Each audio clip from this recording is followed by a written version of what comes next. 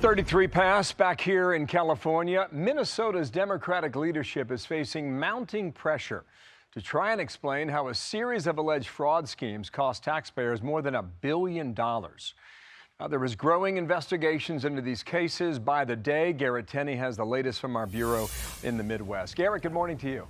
Yeah, Bill, good morning to you. We've been reporting all week how that $1 billion figure for how much was stolen could really be just the tip of the iceberg. Well, now we have learned that several of the whistleblowers involved in these cases believe the total amount by the time these investigations are complete could be closer to $8 billion. Prosecutors have described this as an industrial complex of fraud with dozens of businesses set up for the sole purpose of defrauding the state of Minnesota, and that a vast majority of the folks involved came from the Somali community. Governor Tim Walz says the state has now paused those government programs and brought in outside auditors to get a better idea of how far-reaching this fraud was to try to keep it from happening again.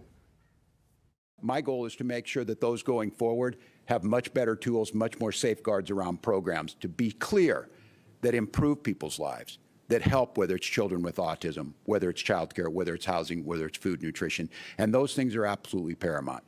And if folks are going to commit crimes here, thinking because our generous spirit and our programs that we have is going to give them some kind of cover, they are sadly mistaken.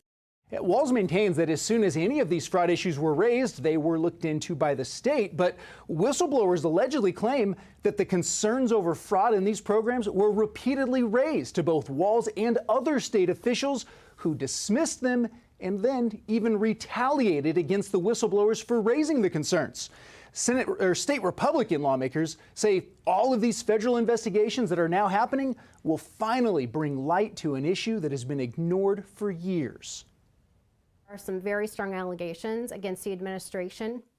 And I guess you could look at it like this. Either the Walz administration is incredibly incompetent or they're complicit.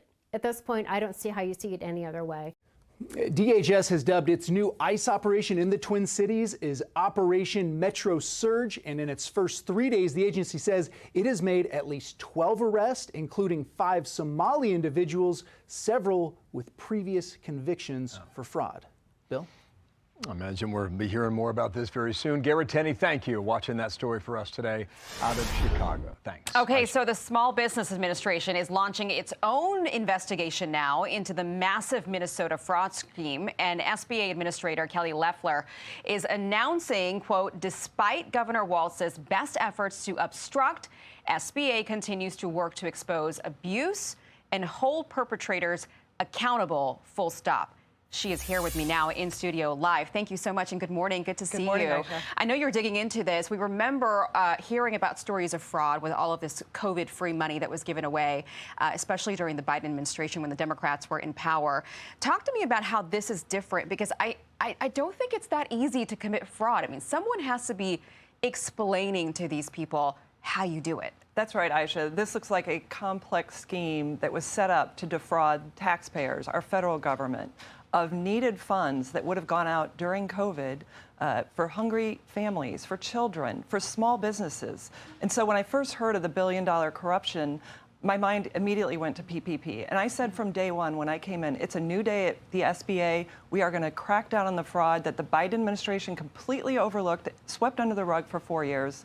And it wasn't that hard. Within 48 hours, we already found $1 million worth of fraud within the Minnesota Somali crime network. And we're going to continue to investigate and work with our federal law enforcement partners. It's mind-blowing how much money is out there. Taxpayer dollars, by the way, right. Our money that we don't have a clue where it's at.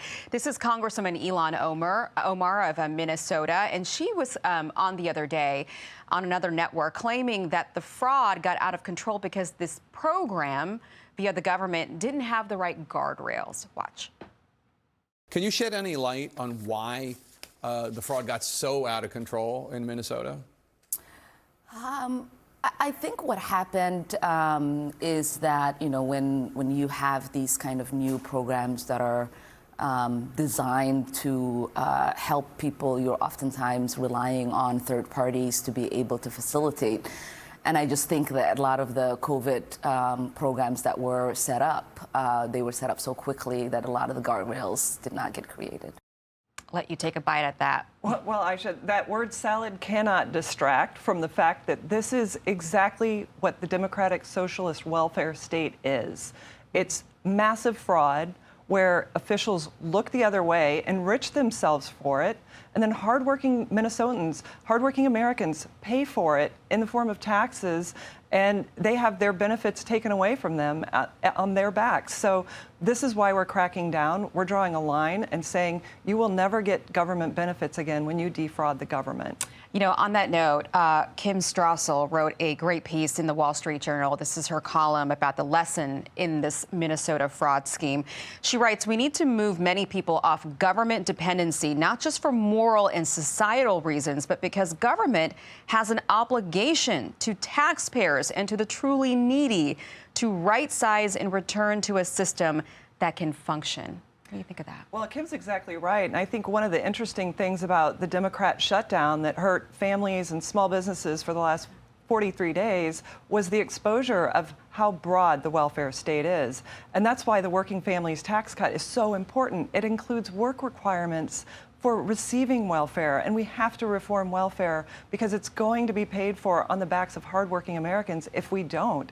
And that's what's exciting about the One Big Beautiful Bill is not only are we reforming welfare to encourage people to get back in the workforce, but the small businesses I talk to every single day whose top concern is a skilled workforce. We bring people back into being citizens, the dignity of work, and being part of something instead of expecting a handout. And that's what we are drawing a hard line on here and saying it needs to be available for the people who need it, not for the people who want to finance a lifestyle. The scary part is, I mean, this is probably way bigger than what we can even imagine right now. You're absolutely right. Kelly, good to see you. Thank you so much, Thanks for Aisha. coming in. Thanks for coming to the studio. I'm Steve Ducey. I'm Brian Kilmeade. And I'm Ainsley Earhart. And click here to subscribe to the Fox News YouTube page to catch our hottest interviews and most compelling analysis.